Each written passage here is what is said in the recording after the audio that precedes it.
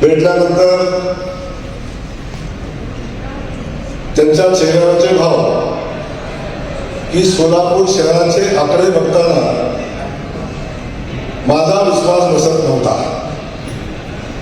कारण जी संख्या टीव्हीवर सोलापूरची दिसत होती ती संख्या बघताना मुख्यमंत्री महोदय बघत होते आणि भरभरून बोलत होते. त्यावेळेला त्यांनी सांगितलं की या महाराष्ट्रातला सगळ्यात मोठा स्ट्राईक रेट जर कुणी दिला असेल तर तो सोलापूरमध्ये झालं बापू असेल की पुण्या मुंबईच्या ह्याच्यात आमचं सोलापूर कुठे गेलं नाही ते कळालं नाही. कारण पुण्या मुंबईवरच सगळ्या मीडियाचं सगळ्यांचं लक्ष पुण्या मुंबईची निवडणूक होती. जर पुण्या मुंबई नसतं बाकीच्याच निवडणूक असतील तर सोलापूरची चर्चा सगळ्यांच्या झाली असते. हा तरी सुद्धा सोलापूरची चर्चा त्या ठिकाणी होती. सगळ्यात चांगला स्ट्राईक रेट आपल्याला सगळ्यांना मिळाला. पण हे करत असताना साहेबांनी दोन गोष्टी बोलून दाखवल्या की जयकुमार किंवा जयकुमार म्हणत नाही मला कधी, पण खूप मोठी जबाबदारी आपल्याला पडलेली आहे. शहराच्या लोकांनी आपल्याला विश्वास टाकलाय आणि आपली जबाबदारी वाढलेली आहे. लोकांच्या विश्वासाला पात्र राहील एवढं काम आपल्याला करायला लागेल.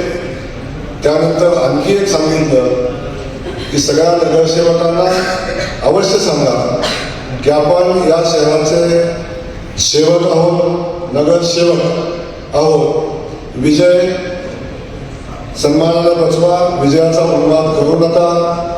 आणि त्यासोबत नगरसेवक पद हे लोकांच्या सेवेसाठी आहे, अन्य कुठल्या कारणासाठी नाही. त्यांच्या भाषेत सांगणार नाही, पण मी अन्य कुठल्या कारणासाठी नाही. या शहराचा आपल्या सगळ्यांचा मिळून पारदर्शी कारभार व्हावा अशा पद्धतीची अपेक्षा त्यांनी व्यक्त केलेल्या आहेत. त्यामुळे आपल्या सगळ्यांना मी मनापासून एवढंच सांगेन, एवढी मोठी जबाबदारी आपल्यावर आलेली आहे, ती जबाबदारी आपण पार पाडाल. भारतीय जनता पक्षाच्या नेतृत्वाची आपल्यावर खूप मोठा विश्वास आहे. तो विश्वास आपण साथ ठरवाल. पुन्हा एकदा सांगतो की तुम्ही असो किंवा मी असो, आपण भारतीय जनता पक्षाचे आहोत म्हणून नशीबवान आहोत. भारतीय जनता पक्षाचे आहोत म्हणून नशीबवान आहोत. त्या भारतीय जनता पक्षाच्या प्रतिमेला डाग लागेल, त्याची चर्चा होईल, वाईट चर्चा होईल, अशा पद्धतीचं कुठलंही कृत्य आपल्याकडून होऊ देऊ नका. कारण मी सांगतो आपल्या सगळ्यांची सगळ्यात मोठी ताकद काय असेल, मोदीजी आहेतच आहे, पण कमळ ही आपल्या सगळ्यात मोठी ताकद आहे. या कमळाशिवाय विनोद भैया, कमळाशिवाय ही निवडणूक लढणं जिंकणं सोपं नव्हतं. त्यामुळं या सगळ्या गोष्टीत आपण हे लक्षात ठेवावं एवढीच या ठिकाणी विनंती करतो. मी खूप बोललो, खूप वेळ बोललो, परंतु पुन्हा एकदा आपल्या सगळ्यांचं मनापासून अभिनंदन करतो आणि आपल्या हातून या शहराची सर्वोत्तम सेवा व्हावी. या शहराच्या ज्या ज्या अपेक्षा आपल्याकडून आहेत त्या सगळ्या अपेक्षा आपल्याकडून पूर्ण व्हाव्या. आजची बैठक ही फक्त आपल्या सगळ्यांना एकत्र आणणं, आपल्या सगळ्यांचा सन्मान करणं आणि आपण नगरसेवक म्हणून निवडून आल्यानंतर सगळ्यांनी एकत्र येणं एवढाच उद्देश होता.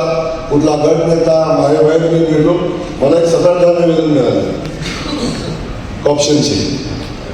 आम्हाला कॉप करायची 7-8 निवेदन मला बाहेर मिळाली. इथं कुठलाही विषय नाही, याची कुठलीही चर्चा नाही.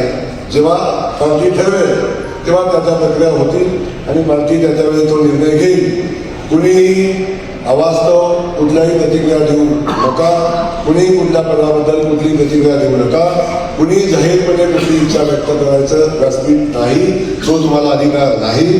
जे तुम्हाला बोलायचं असेल ते पक्षाच्या नेतृत्वाला येऊन तुम्ही तुमचं मत मांडा. सार्वजनिक किंवा माध्यमामध्ये आपलं मत कुणीही व्यक्त करू पदाच्या बाबतीत बाकी करा, तुमचं तुम्हाला अधिकार आहे. लोकशाही तुम्हाला अधिकार देतो, पण कुठल्याही पदाच्या बाबतीत, कुठल्याही या सिस्टमच्या बाबतीत कुठल्याही नगरसेवकाला मीडियात बोलण्याचा अधिकार नाही. हे आपण सगळ्यांनी समजून घ्या. ते कुणीही व्यक्त होऊ नका. इच्छा सगळ्यांची असते, त्याच्या इच्छा अध्यक्ष म्हणून अध्यक्षाकडे व्यक्त करा, एवढंच या ठिकाणी सांगेल. आणि या निवडणुकीमध्ये मी आणखीन एक घोषणा केली होती की जो सगळ्यात जास्त लीड घेईल, ज्या प्रभागातल्या नगरसेवकाला सगळ्यात जास्त लीड मिळेल सगळ्यात जास्त लीड ज्या प्रभागाला मिळेल कुणाला मिळाले?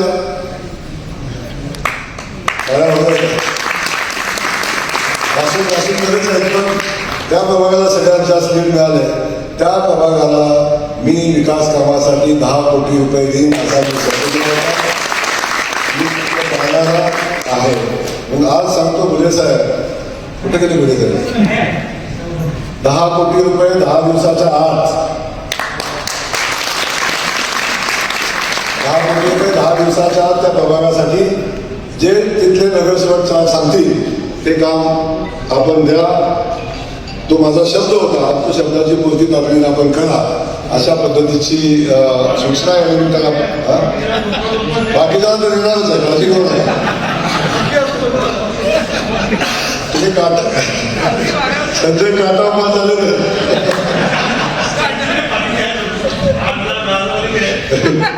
अरे 12 वाले नाही तिकडं, पण आता त्याचा विषय नाही आहे. आता आपण सांगितलं आपला विषय होता जे सर्वात जास्त मतानं जे प्रभाग निवडून येईल त्याच्यासाठी आपण 10 कोटी रुपये जाहीर केले होते. तेही या ठिकाणी याचा अर्थ तुम्हाला काही देणार अशातला विषय नाही. आपल्या सगळ्यांच्या प्रभागामध्ये महानगरपालिका काम करेल, पण मी आपल्या सगळ्यांचा पालकमंत्री म्हणून आपल्या सगळ्यांच्या प्रभागामध्ये मला जे जे शक्य आहे ते सगळं करेल अशा पद्धतीचा शब्द या निमित्तानं देतो.